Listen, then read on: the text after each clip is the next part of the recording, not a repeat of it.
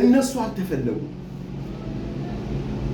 እነሱን አልነበረም ይህንን መልእክት እንዲልኩ ወይም እንዲናገሩ እግዚአብሔር ምን ያለው የፈቀደው ከሽማግሌዎቹ አንዱ። የሽማግሌዎች ምንድነው ተባብለናል? ካህናቶች እንደሆኑ ነው የተረዳነው። እነኚህኛው አራቱ እንስሶች ምንድነው ተባብለናል? ነገስታቶች ናቸው። የነገስታት ባህሪና የካህናትን ባህሪ ነው እንድናይ የተፈለገው። ከሽማግሌዎች አንዱ ስለ በጉ የሚገባውና የሚረዳው ማን ነው? ካህኑ ነው። ካህኑ ነው። መስመሩ የማን ነው? የካህኑ መስመር ነው። የበጉ ባህሪ መስመር የካህኑ መስመር ነው። ስለዚህ ካህኑ መጥቶ ምን አለው? አታልቅስ አለው። አሜን። የክህነት ህይወትን የመንግስት ህይወትን ወደ ህይወታችን ምን ሲመጣ ሲገለጥ በምድር ላይ በምንም ነገር አናለቅስም።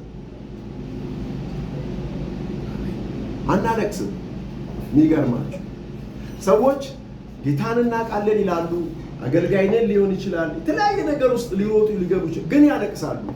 እስከ ዛሬ እያለቀሱ። መጽሐፍ ግን ምን ብሏል እዚህ ጋር? አታልቅስ። ለቅሶን ምን የሚያደርግ የሚያቆም ስልጣንና ኃይል እግዚአብሔር ወደ ምድር ምን አድርጓል? ልኳል።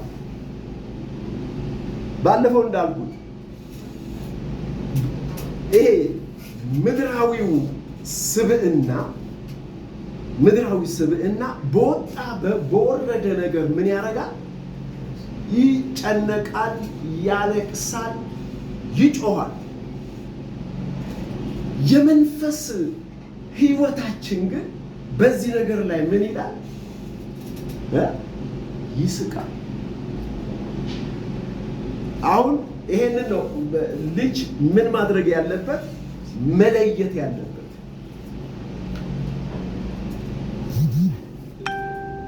ልዩ ልዩ መከራ ቢደርስባችሁ እንኳን እንደ ሙሉ ደስታ ምን አድርጉት? ቁጠሩት የተባለው ተረት አይደለም።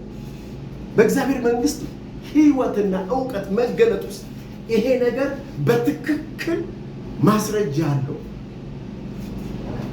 ግብሩ ይታያል። ድርጊቱ በህይወታችን ሲፈጠር እያየ ነው።